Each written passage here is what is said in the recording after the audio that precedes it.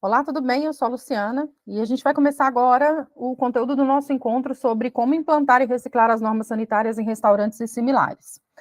Esse encontro ele é feito para pessoas que empreendem em restaurantes, padarias, cafeterias e pessoas que trabalham com a implantação de normas sanitárias nesses estabelecimentos. Nós vamos falar sobre legislação atualizada, sobre higiene e segurança alimentar, procedimentos operacionais padronizados para garantir a qualidade dos alimentos, sobre as planilhas e ferramentas para controle de estoque, temperatura e prazo de validade, sobre as boas práticas na manipulação de alimentos, sobre as medidas de prevenção de doenças transmitidas por alimentos. Se você tiver qualquer dúvida, por favor, coloque aí embaixo nos comentários, se inscreva no canal, ativa o sininho, porque a gente sempre está postando vídeos novos e com muito conteúdo bacana, justamente para quem atua nessa área, ok? Compartilha com quem você acha também que pode se beneficiar desse tipo de conteúdo. Então, vamos lá. O que acontece?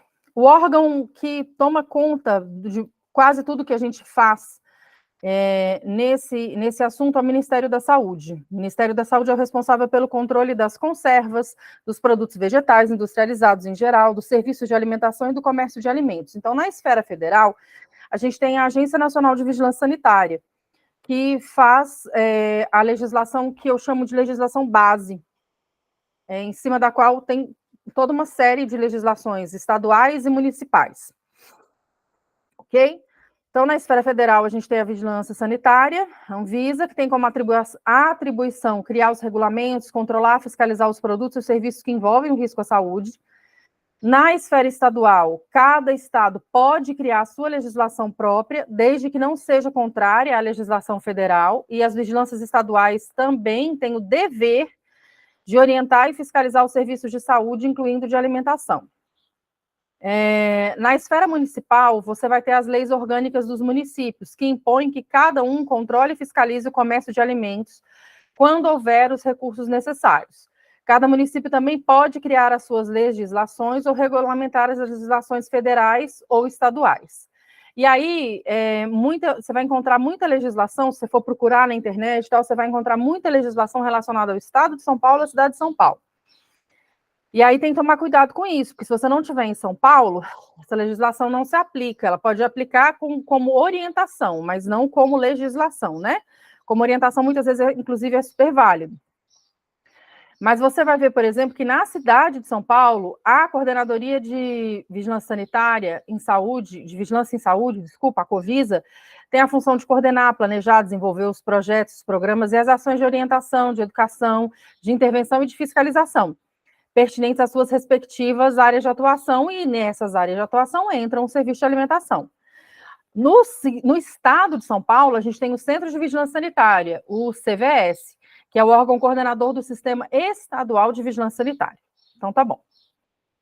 E aí, indo para a lei federal, para a Anvisa, a gente tem duas legislações básicas, que é a RDC 216 e 275. Qual a diferença entre elas? Enquanto a 216 é descrita para serviços de alimentação, a 275 é destinada a empresas produtoras e industrializadoras de alimentos. A 275 ela complementa a 216, ela estabelece os procedimentos operacionais padronizados, os POPs, e ajuda muita gente a fazer, ela tem um checklist já embutido nela, então ela ajuda muita gente a fazer esse controle, essa fiscalização, ok? Então, uma coisa importante de você ver aqui, no estado de São Paulo, uma legislação bastante procurada, que ajuda bastante, é a CVS 5. Na cidade de São Paulo, a gente tem a SMS 2619, de 6 de dezembro de 2011. Então, mas aí fora disso, você vai ter, por exemplo, Porto Alegre, você tem uma legislação específica, por exemplo, para sushis, que depois eu falo isso com vocês em outro encontro, mas tem várias legislações municipais que são bem legais e complementam. No Distrito Federal, a gente tem a Instrução Normativa 16, que complementa a RDC 216, que é muito interessante para quem está no Distrito Federal, é necessário conhecer essa legislação de ponta cabeça. Agora, e quem é MEI, Luciana? Quem é MEI continua cumprindo a RDC 216, mas tem uma outra RDC complementar, que é a RDC 49 de 2013. ela regulamenta essas atividades das MEIs. Essa resolução ela dispõe sobre o exercício de atividade de interesse sanitário do MEI. E aí é o seguinte, as exigências da vigilância continuam as mesmas, só que não é mais necessário ter um local separado da residência para manipulação de alimentos. Entendeu? Então, na prática, isso quer dizer que as atividades do microempreendedor são sujeitas à fiscalização da vigilância sanitária do mesmo jeito. Pode ser realizada a fiscalização na residência. A RDC 49/13 da Anvisa ressalta ainda que o grau de risco da atividade deve ser levado em consideração, podendo a vigilância sanitária do município não permitir que determinadas atividades sejam realizadas nas residências. Ok? Então, por exemplo, se no município eles entenderem que, não, a gente não vai deixar aqui no município o MEI fazer sushi, a gente não vai deixar aqui no município o MEI fazer confeitaria, e aí isso pode acontecer, tá? A gente vai falar um pouco agora sobre a RT. RT é responsabilidade técnica. E o que fala, qual empresa que tem que ter RT, qual empresa que não tem que ter RT, como é que isso funciona? Bom, vamos lá. A primeira coisa que você precisa saber é que isso não é uma coisa estática. Isso muda um bocado, tá? Então, de vez em quando vale a pena ir na vigilância sanitária, de vez em quando vale a pena ir lá na biblioteca dos alimentos da vigilância sanitária, ver se mudou alguma coisa. Mas o que eu vou falar é o que acontece hoje. Normalmente, a responsabilidade técnica pela elaboração, implantação e manutenção das boas práticas pode estar a cargo do proprietário do estabelecimento ou de funcionário capacitado ou proprietário capacitado, que trabalhe efetivamente no local.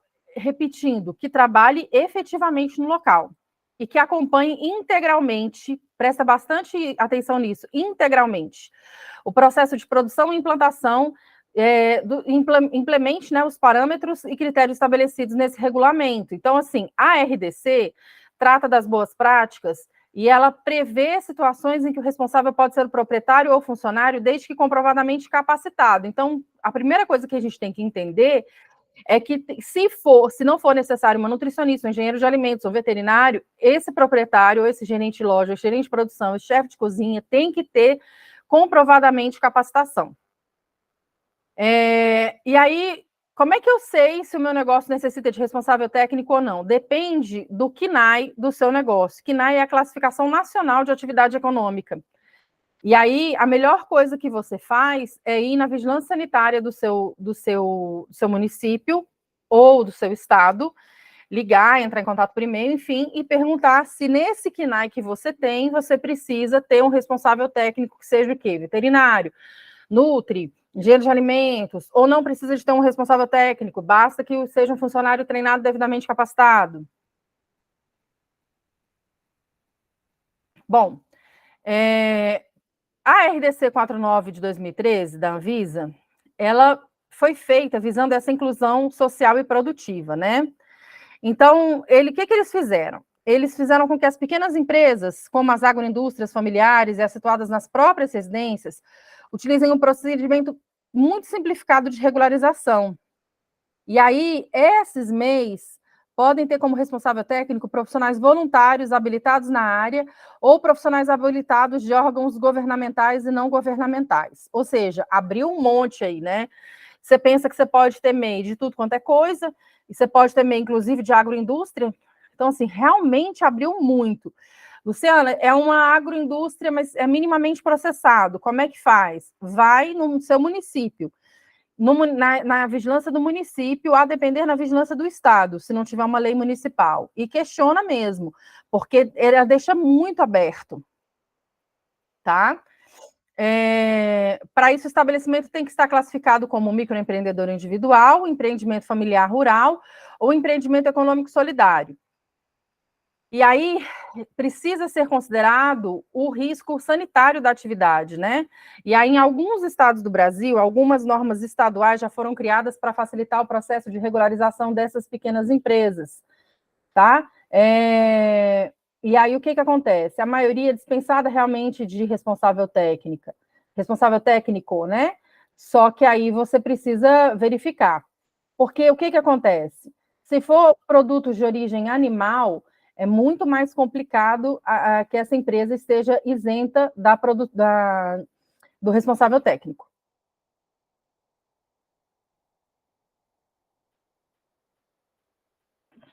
Luciana, e se a minha empresa, por exemplo, se eu comprar espetinho? Eu tenho um espetinho e eu vendo espetinho aqui na porta de casa, sei lá. Como é que eu faço? Os estabelecimentos que, se você vende produtos de origem animal, você tem uma subdivisão de acordo com essa área geográfica do que você comercializa dos seus produtos. E aí você tem que pensar se você vai ter um selo de inspeção federal, selo de inspeção estadual ou selo de inspeção municipal. Vamos imaginar que você vai comprar de um lugar que tem um selo, um serviço de inspeção municipal. Sim, né? Ele é ligado ao órgão da agricultura de cada município, cada prefeitura, e regulamentado pela legislação municipal. Então tá, os estabelecimentos com registro no SIM podem comercializar os seus produtos no território do seu município. Então você tem que prestar atenção, porque se você compra espetinho de alguém que tem registro no SIM, tem que ser o registro do seu município, não pode ser do município vizinho. E se for estadual? É ligado à Secretaria de Agricultura de cada estado e é regulamentado pelas leis, pelos decretos estaduais. E aí, esses estabelecimentos de origem de produto animal são registrados no CIE, né? Serviço de Inspeção Estadual. E aí, eles podem comercializar apenas dentro do território do seu estado. Então, vamos lá, eu estou no Distrito Federal, eu posso comprar alguma coisa que tenha o CIE de Goiás? Não, só DF, ok? Vamos lá, e eu tenho o selo de inspeção federal, que é ligado ao Ministério da Agricultura, Pecuária e Abastecimento, chamado MAPA, né? Os estabelecimentos de produtos de origem animal registrados no CIF podem comercializar seus produtos em qualquer local do Brasil. Então, é isso que você tem que prestar atenção se você tem, por exemplo, um espetinho. Tá ok? E se for uma padaria? As demais indústrias de alimentos, como as massas alimentícias, pães, biscoitos, especiarias, os molhos gelados, os comestíveis, as bebidas energéticas e tal, a maioria das coisas, elas são citadas pela vigilância sanitária, mas elas não são obrigadas, elas não têm obrigatoriedade de registro, elas têm dispensa da obrigatoriedade de registro. E aí, o que tem que acontecer? Você tem que ir lá e ver se elas estão de acordo com a resolução 23 de 2000 da Anvisa. Ok? Se elas estiverem, tá tudo certo, beleza, você pode colocar o seu produto à venda normalmente, tá? Então, Luciana, por que eu preciso fazer isso? Porque, olha só, o que acontece? As empresas elas precisam enviar ao órgão sanitário comunicado do início da fabricação de alimentos para cada categoria de alimento produzido. Não é porque eu produzo um alimento que é isento de registro, da obrigatoriedade de registro, que eu não preciso informar o órgão sanitário o início da fabricação desse alimento, entendeu? Então, isso precisa estar bem notificado. A maior parte das categorias de alimentos é dispensada desse registro, mas cada uma deve ter o seu comunicado de início de fabricação, ok?